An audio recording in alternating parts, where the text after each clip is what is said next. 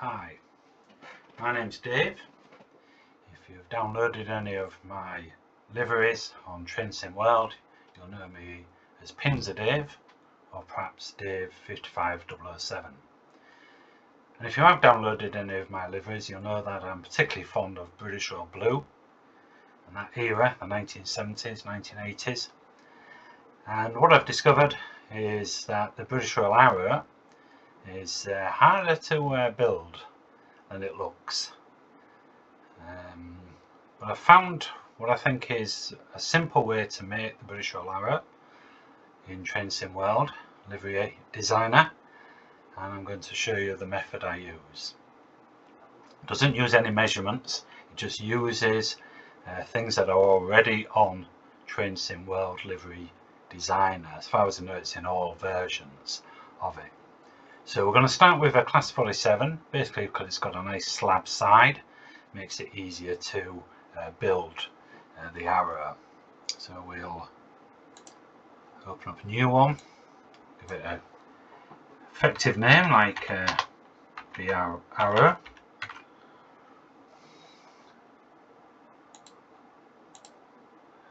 And here it is, there's our locomotive. Appropriately we'll give it a coat of BR blue or something close to it anyway, just so that it looks apart. And that's our locomotive. Here we go, we're going to put it in that section there as big as we can. I found it's easier, the bigger you make the emblems, the easier it is to build them. So we're going to use, the first shape we're going to use is what I call the 3 bars. This is it. Lift it up, move it across. This is the 3 bars. I'm going to make that a little bit bigger. I want it to fill that kind of space. There we go. I'm going to colour it as well.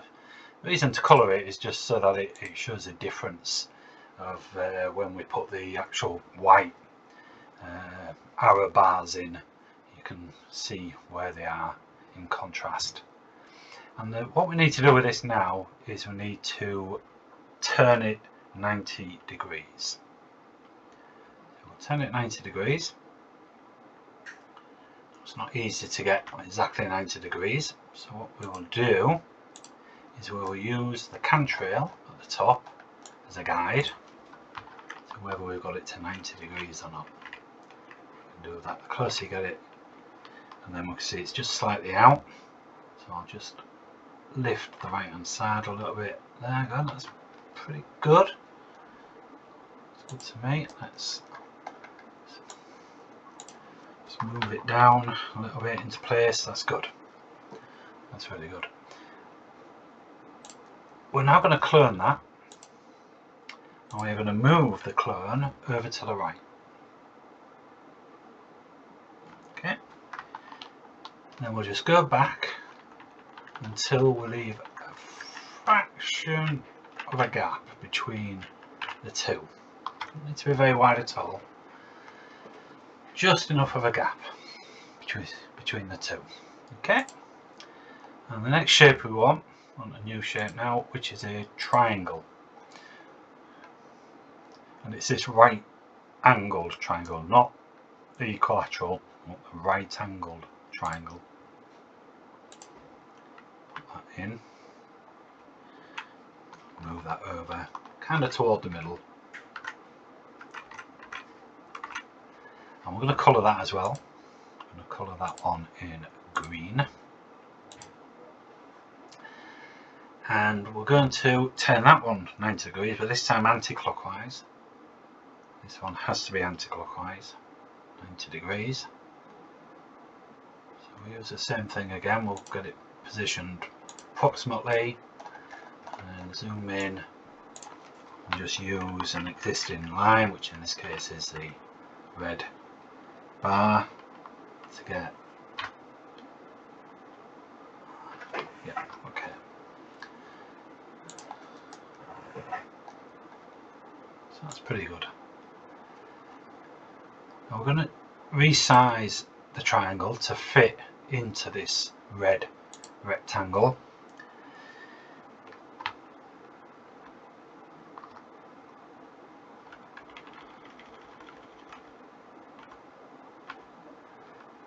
Go slightly over on the right there, and then I can move it across. That's about right. And then the other way. Don't matter if we go slightly up, because we can move it down until we fit in. That's pretty good. Okay. And once you've got that, we'll move our green slope out the way. Thank you, slope. And now we will add the shape that we're going to use for our arrow, which is just a basic square in white. So we'll lift that up to the level of the top two, and we'll push it across and put it about halfway. Now at this point what we'll do is we will add another shape, which is then again another square. You could have cloned that one if you wish.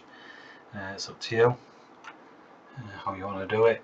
But this one we will colour yellow, nice and bright yellow, and we will lift it, move it across, centralise it.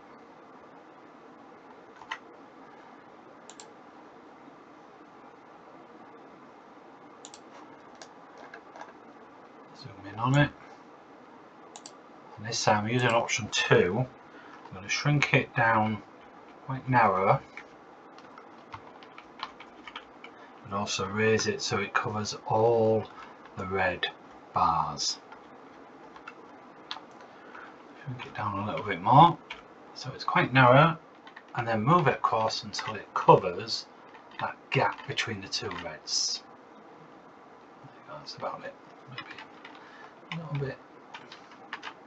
So there we go. And that's all those, it's half and half. Right, that'll do. Okay.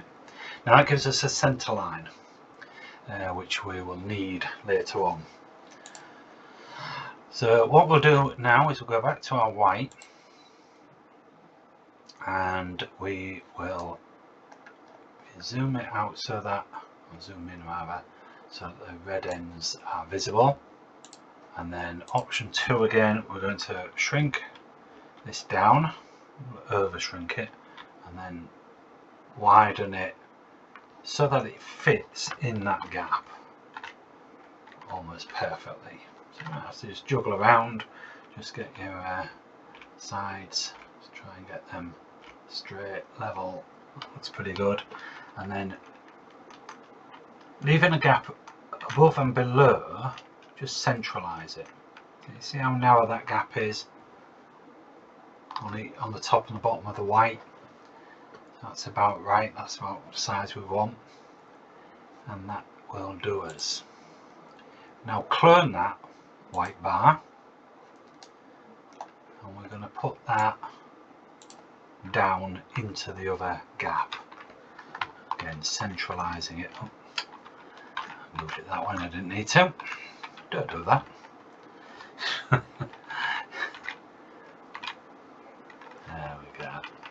So that's about central. Okay. We now clone again.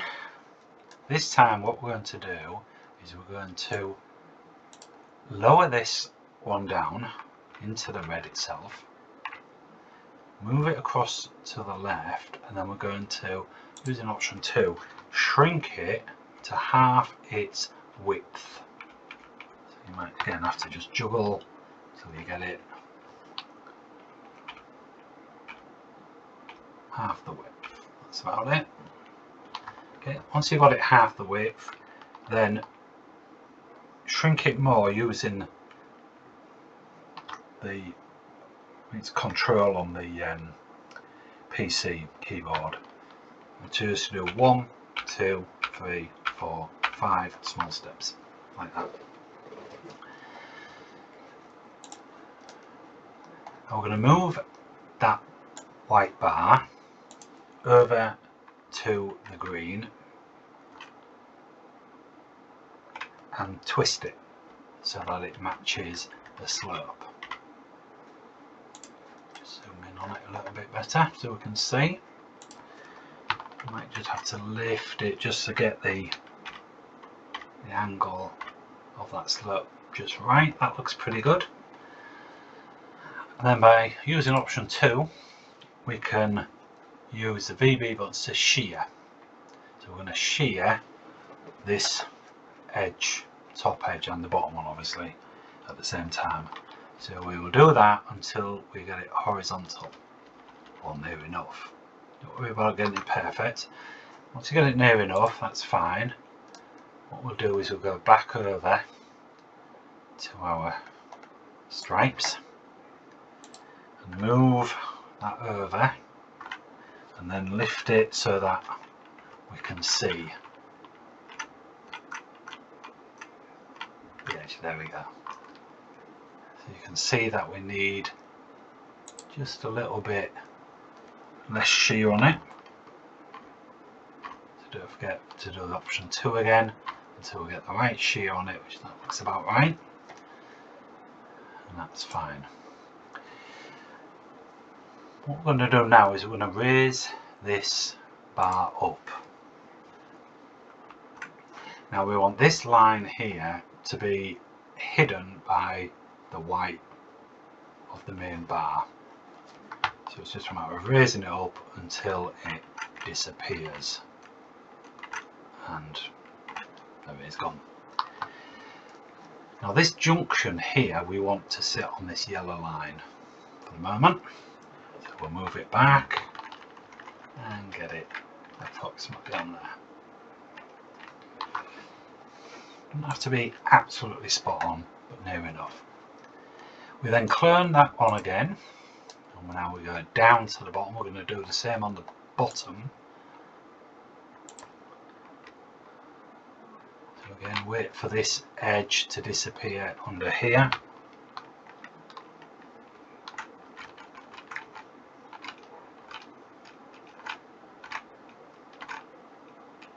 Okay, and the same with this edge over to the yellow here. That. And that'll do us. Okay, we clone once more, and if we just move it in place, if we lift it just slightly, then go to decal options and mirror, and go back.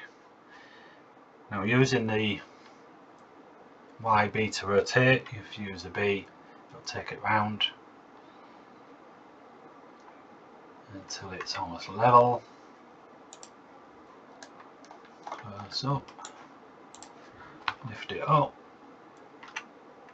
and that's pretty good. And then just keep going up until both ends are within the white bars. Doesn't matter how far, as long as they're both within the white bars, like that. Now you'll see that these two distances are different, so what we will do is we will shuffle this along until they are about the same. About there. Confirm that. Now we need to put these in line with these, so that gap there should be the same there. So if we go back to this one, which was the third one, zoom in on it again, and just move it across until you'll get pretty much the same distance. There we go. That will do us. And then the same with the one below it, the bottom one. So just move that one to the left until you get the same distance. There we go. And that is our virtual arrow.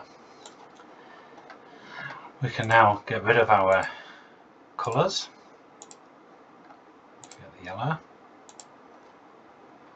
And we can group those 5 together, And what you'll need to do just for the final bit, just shrink it down a little bit,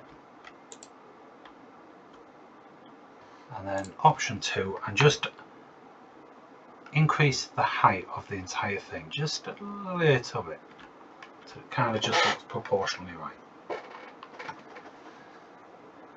And that is it. That is our virtual arrow.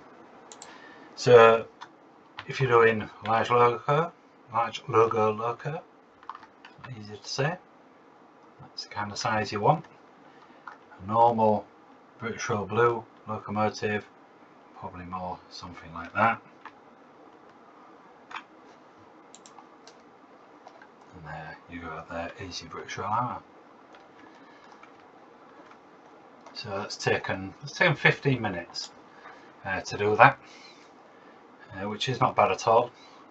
And of course, you've now got that on the NTP Class 47, and you just merely need to clone the entire locomotive and just change the numbers, and then you've got as much variety as you wish within that class, and delivery of course if you want as well, but keeping the arrow.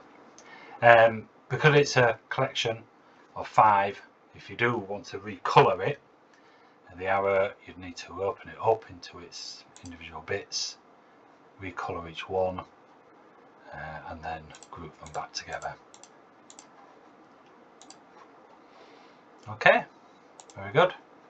Thank you for your attention. I hope that helps if you are making British Road Blue locomotives, or well, it goes quite into the rail freight liveries as well. So yeah, use them and enjoy them. Thank you for your attention.